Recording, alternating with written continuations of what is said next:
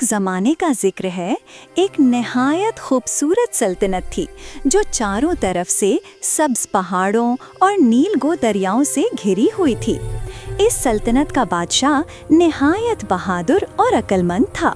उसके साथ उसकी मलिका रहती थी, एक नर्म दिल और मेहरबान औरत। इन दोनों की एक बेटी थी, शहजादी आयशा, जो सिर्फ 5 साल की थी, मगर उसके अखलाक, प्यार और मासूमियत ने पूरे महल का दिल जीत रखा था। लोग कहते थे, हमारी शहजादी तो परी जैसी है, खूबसूरत, नरमी से भरी हुई और प्यार करने वाली। हर सुबह वो महल के बाग में खेलती, तितलियों के पीछे दौड़ती और फूल चुनती। मलिका अम्मन, देखिए ये फूल कितना खूबसूरत है। मेरी शहजादी तो सबसे खूबसूरत है। मलिका के दिल में एक छुपा हुआ खौफ भी था, क्योंकि वो दूसरी मर्तबा उम्मीद से थी। बादशाह को यकीन था कि इस बार बेटा पैदा होगा, सल्तनत का वली अहद। मलिका रातों को जाग कर सोचती, अगर बेटी पैदा हुई तो क्या बादशाह मुझसे नाराज हो जाएगा? क्या वो मेरी बच्ची को नुकसान पहुंचाएगा? वो सिर्फ इतनी दुआ करती, आए खुदा, चाहे बेटा हो या बेटी, मेरी औलाद को महफूज रखना। मलिका के पास एक वफादार खादिमा थी। वो हर वक्त उसके साथ रहती, दवाई, खाना, पानी सबका ख्याल रखती। इत्तेफाक से वो खादिमा भी उम्मीद से थी। दोनों औरतें एक दूसरे का सहारा थीं। वक्त गुजरता गया, फिर वो रात आ गई। महल में हवाएं तेज थीं, दिए की रोशनियां हिल रही थीं। आधी रात के करीब मलका ने एक खूबसूरत बेटी को जन्म दिया। मलका ने उसे देखा तो इसकी आंखों से आंसू बहने लगे। खुदा, अब क्या होगा? बादशाह को तो बेटा चाहिए था। इसी रात खादमा ने भी बच्चे को जन्म दिया, एक बेटा। जब ये खबर मलका तक पहुंची तो उसने खादमा को फौरन बुलवाया। अगर बादशाह को पता चल गया तो वो मेरी बेगुनाह बेटी को मार देगा। तुम्हारा बेटा है, खुदा के लिए बच्चों को बदल दो। खादमा इस सदमे से कांप गई। ये कैसे मुमकिन है मलिका आलिया? मलका ने हाथ जोड़कर कहा, मेरी बच्ची की जान बचा लो, बदले में जो चाहो दूंगी। मैं तुम्हारा एहसान कभी नहीं बोलूंगी, लेकिन इस रात के बाद इस सल्तनत से हमेशा के लिए चली जाना। खादमा का दिल टूट गया, मगर वो वफादार थी और मलका की आंखों में सच्चा खौफ देख रही थी। इसने बच्चों को खामोशी से तब्दील कर दिया। मलका ने सोने के सिक्के एक संदूक में रखकर खादमा के हवाले किए और वो नन्ही बच्ची अब इसकी अपनी को लेकर अंधेरे जंगल की तरफ रवाना हो गई।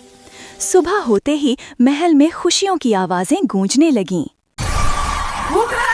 हमारी आग पैदा हुआ है, आज रियासत की खुशियाँ फिर से जी उठी है। बादशाह खुशी से निहाल था। उसे पता भी नहीं था कि असल वलीअहद नहीं, असल शहजादी कहीं दूर ले जाई जा चुकी है। मलका ने सिसक कर अपनी बेटी को आखिरी बार याद किया और खुद को मजबूत किया। दूर एक छोटे से गांव में खादमा ने बच्ची को अपना नाम दिया। मेरी बेटी, तुम्हारा नाम ज़ारा है। ज़ारा बढ़ी तो हैरत अंगेज खूबसूरत लड़की बनी। चमकती आंखें, नर्म मुस्कुराहट और उसके जिस्म से कभी कभार सुनहरी मोर के पर निकल आते। जब वो फूलों को छूती तो वो पहले से ज्यादा रोशन हो जाते। माँ खादमा ने उसे सच कभी नहीं बताया, मगर हमेशा तनबीह करती, ज़ारा, सल्तनत की तरफ कभी नहीं जाना, वहाँ खतरा है। मगर ज़ारा के दिल में तजस्सुस था। एक दिन उसके हाथ पर बना हुआ सुनहरी मोर पंख अचानक चमकने लगा। ये क्या हो रहा है? मुझे समझ नहीं आ रहा, क्या कोई मुझे बुला रहा है? अब मैं क्या करूं?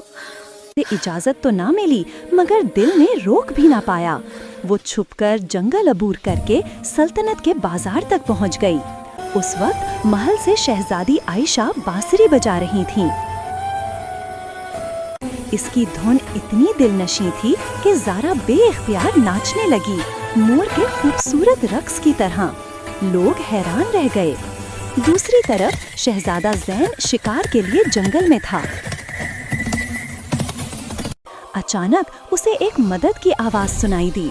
वो दौड़कर पहुंचा तो एक बोलता हुआ मोर बेलों में फंसा था। वो हैरान रह गया।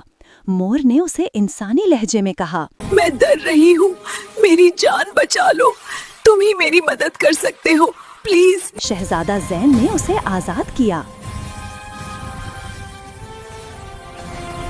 इस दिन से दोनों के दरमियान दोस्ती हो गई। शहजादा रोज जंगल आता और मोर ज़ारा से बातें करता। वाह, तुम्हारे साथ ये जंगल भी जैसे हंसी से भर गया है। ये जंगल में वक्त कितना अच्छा लगता है। उसे इस मोर में एक अजीब कशिश महसूस होती थी, जैसे वो इसकी रूह को समझता हो। एक दिन वो मोर को महल ले आया और उसकी पेंटिंग बनाई। हर रंग तुमसे ही रोशन लगता है। तुम इतनी खूबसूरत हो, हर पल यादगार लगती हो, बहुत खूबसूरत। इस रात मोर ने चुपके से एक सुनहरी पर मेज पर रखकर गांव वापस लौट गई। मगर इसका राज ज्यादा देर छुपा न रहा। जब शहजादा ज़ैन को ज़ारा दोबारा न मिली तो वो उदास रहने लगा। शहजादी आयशा ने भाई को परेशान देखा तो उसकी मदद के लिए निकल खड़ी हुई। उनकी बांसुरी की आवाज सुनकर ज़ारा मोर की शक्ल में बेइख्तियार जंगल से निकल आई। शहजादा उसे फौरन पहचान गया। इस बार वो उसे जाने न देता था। वो उसे महल ले आया। रात को जब वो खाना लेकर उसके कमरे में आया तो वहाँ एक लड़की खड़ी थी। उसने हैरत से पूछा, तुम कौन हो और यहाँ कैसे आई हो? मैं ही वो मोर हूँ। मैं तुम्हें सब बताते हूँ, तुम डरो मत। शहजादा पहले तो यकीन ना कर सका, मगर उसके हाथ पर बना सुनहरी पंख देखकर सच समझ गया। तुम कोई भी हो, तुम मेरी मोर परी हो, तुम मेरी जिंदगी हो, तुम मेरा सब कुछ हो। इधर गांव में ज़ारा की माँ परेशान थी। ज़रा कहाँ चली गई मेरी बच्ची? आखिरकार महल पहुँची। मुझे मेरी बेटी से मिला।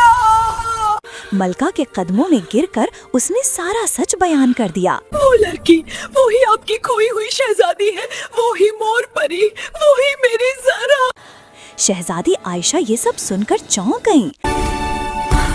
वो लड़की मेरी बहन है।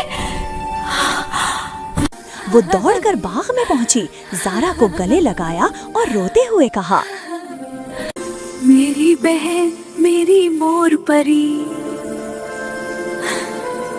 मलका भी दौड़ी आई, आंसू बहते हुए बोले, मुझे माफ कर दो मेरी बेटी, मैं सिर्फ एक डरी हुई माँ थी। बादशाह भी आ गया। उसने कांपते लहजे में कहा, मेरी वजह से तुम बरसों मुझसे दूर रही, मुझे माफ कर दो। ज़ारा ने सबको गले लगा लिया। सब कुछ ठीक हो चुका था। दो बहनें मिलाप कर चुकी अब हम कभी अलग नहीं होंगे, हमेशा साथ रहेंगे। थीं। माँ बाप को अपनी खोई हुई बेटी मिल गई थी और शहजादा ज़ैन के दिल की मोर परी अब उसके सामने इंसान की शक्ल में खड़ी थी। मलका ने ऐलान किया, शहजादा ज़ैन और शहजादी ज़रा की शादी होगी। पूरा महल रोशनियों से जगमगा उठा। गीत, रक्स, खुशियाँ, हर तरफ जश्न था। शहजादी ज़ारा चांदनी में बैल्कनी पर खड़ी हुई थी कि शहजादा ज़ैन आया और मुस्कुरा कर बोला, मेरी मोर परी, क्या सोच रही हो? ज़ारा ने आहिस्ता से कहा, ये सोच रही हूँ कि एक शहजादे ने एक मोर से मोहब्बत की, ये भी तो अजीब बात है। ज़ैन हंसकर बोला, मोहब्बत कभी अजीब नहीं होती, बस खूबसूरत होती है। चांदनी रात में दोनों ने एक दूसरे का हाथ थाम लिया और इस तरह उनकी मोहब्बत हमेशा के लिए अमर हो गई।